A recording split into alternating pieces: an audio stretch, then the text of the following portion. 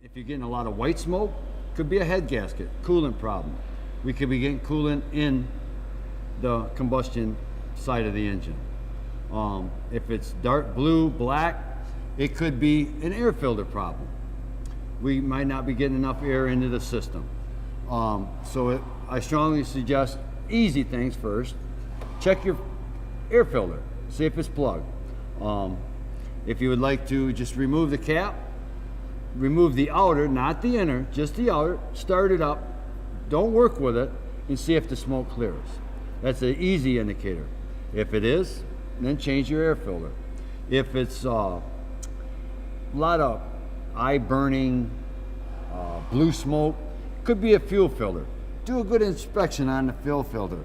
Look at your service time. How long it's been since you serviced, or where you got your fuel from last time. Some of these, you'll definitely see if there's water in them. That's a big sign. So, and if it don't have that, like I say, check your dates when you were serviced last. Might be worth, or call your cat dealer and ask them too. It don't cost.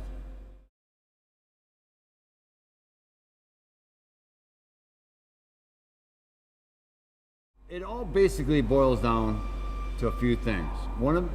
And most common with just about all of engine problems is fuel and air. If you got a good fuel system, good air system, you should get good fuel economy with it. The only thing is, keep in mind on your fuel cap. If it don't breathe right, she ain't getting the right amount or too much fuel. So keep that in mind. If you're running in abnormal conditions, we found in previous problems with that, attachments, running mower decks, that can be a high fuel efficient system. It demands a lot, 90% of the time it's running. So keep that in mind, customers, it's very important.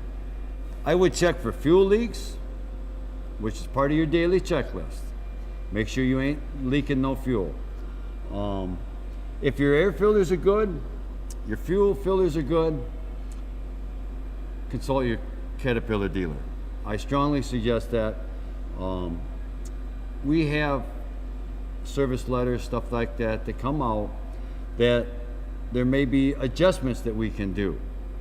So it's very crucial. And when you call your dealership, give them the model, the serial number, and the hours off it. That's what everything depends on, is that serial number and the hours off that machine. So that's very crucial.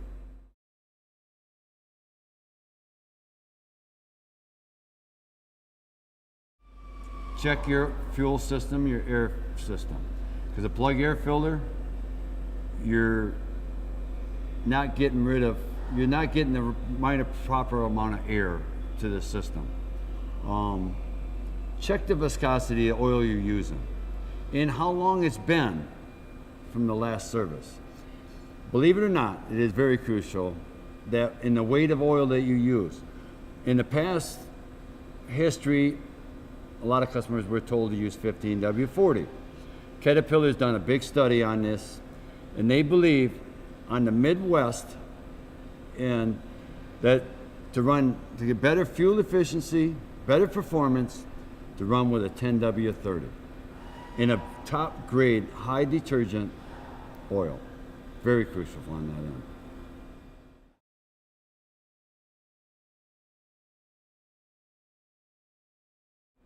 You need to isolate the problem down. Is it an undercarriage problem? Do you got a stone caught in the bogie wheel that's causing friction and lugging the machine down? Is your drive sprockets working right? Are they turning right?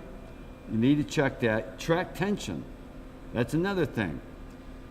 You need to try to isolate it down to help your dealer to make it more cost efficient. That is the big thing.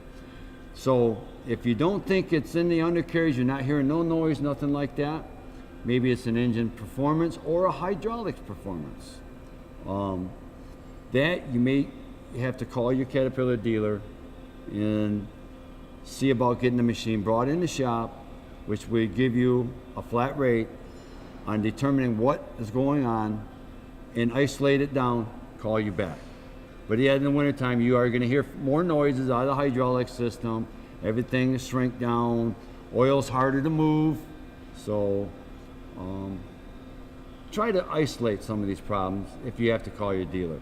So when I start it up, when it's real cold, I hear a bad whining noise. Maybe we should look for when your service was done on your hydraulic filter. You may have a plug filter.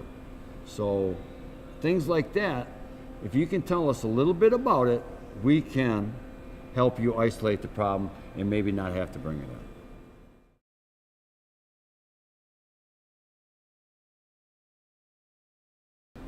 The biggest thing that we found with skid steers, they think it's like a car. You start them up, release the parking brake and take off. We strongly suggest start them up, get out, let it run for at least 15 minutes, let everything come up close to operating temperature. Then proceed with your day. On the big machines, they will usually start really well even in the wintertime. But this all CAT equipment has a pre-starting instructions. You've got a glow plug harness that's on your engine, okay? On the smaller skid steers, 257s, 216s, the smaller engines, even at 50 degrees, when you turn the key on, you may have to hit your preheater for the engine and just count to 3. Release it, start the machine. On the bigger ones, they'll usually start up to 30 degrees. They'll start right out. But there's instructions in your operation maintenance book that will tell you on, if it's 10 degrees outside, you need to hit your ether aid or your ether start thing and hold it for just so long.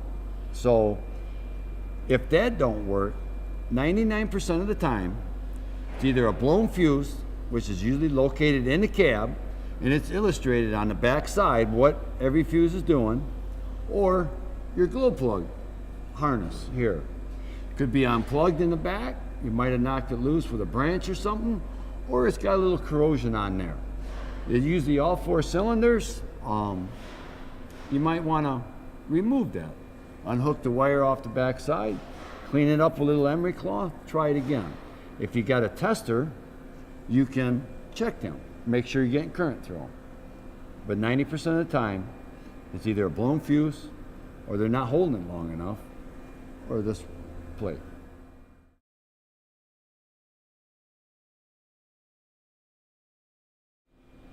With all your maintenance done, and you're still not getting your performance that you need, you don't quite have enough on your lift and your tilt's a little weak, we strongly suggest you don't have the capability at the job to do it and do it right. We strongly recommend you bring it to the dealer. We will put gauges on it. We'll check your standby pressure, your marginal pressure, and your hydraulic pressure. Your relief valves might have backed off a little bit, or over time, it's gotten a little weak. Usually within an hour or so, we can usually determine what the problem is. And why we're there, we usually do the adjustment right there. Your hydraulics, 200 low on your main hydraulic system will make night and day difference on your performance as far as what you're capable of lifting and how you're performing on the job. Lack of maintenance, bad air filter system can cause a turbocharger problem. You've restricted it of air and clean air. If that dirt starts getting through the filters, it will take a turbocharger out. Then which will in turn cause internal problems. Wear rings on your pistons. It's basically maintenance. That's something that you gotta always push to your workers. That is the big thing.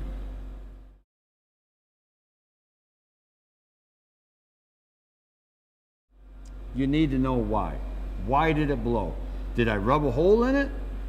Did Caterpillar not route it properly? That is the main thing. That's what we have to do. We have a SIMS that when we do a repair on your machine, we see that there was a bad routing on it or whatever, depending on your warranty and everything else, we notify CAT through our SIMS program, through CAT, stating this X hose, when it was installed, or you don't have enough room for that hose, and over time it rubbed a hole in it.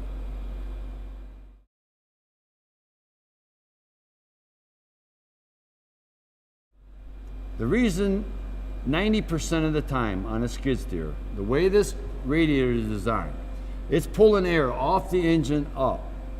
Unfortunately, all the dust, the grass, the leaves, everything comes around the back. It is very crucial. These are designed to run at 120-degree temperature day and night and never overheat. There's usually a reason why, and I'm sorry to say it's usually on the maintenance end of it. It may look good here, oh, you see a few leaves, but look up inside on your cores, on your radiator, and they will be plugged solid full. Keep your levels up, keep your additives in this system on this new prevented, the extended life coolant, like you do on your car. In your maintenance book, it'll tell you for how many hours or how many years that is good for. And it keeps the condition of your radiator cool. It keeps them clean. So I would strongly suggest on skid steers that you do keep an eye on the inside of that radiator.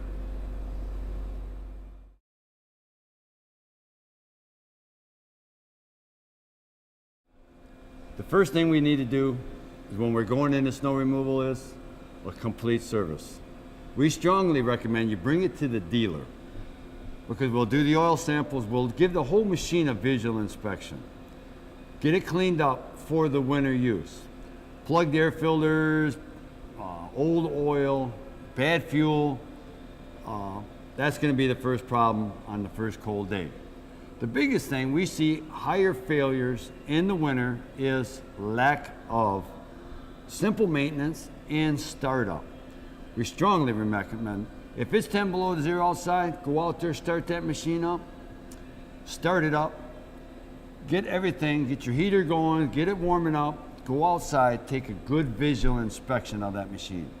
Don't even try to move it. It's not a car. It's got to move a lot of oil through the hydraulic system. So when you start it up, let it run. If it's 0 degrees, let it warm up for at least 20 minutes to a half an hour. Very crucial. You start raising that loader frame up and down, you're pushing very thick oil. You can have failures on hoses and hydraulic pumps. So it's very crucial that you guys just let them run. I understand they warm up fast when you're running them, but just sitting there idling gets all the oil moving, gets that engine oil lubed up. Strongly recommend a good warm up right now. If you're in doubt, call the dealer. Ask them. It's simple, it's fast, and you'll get the answer you need.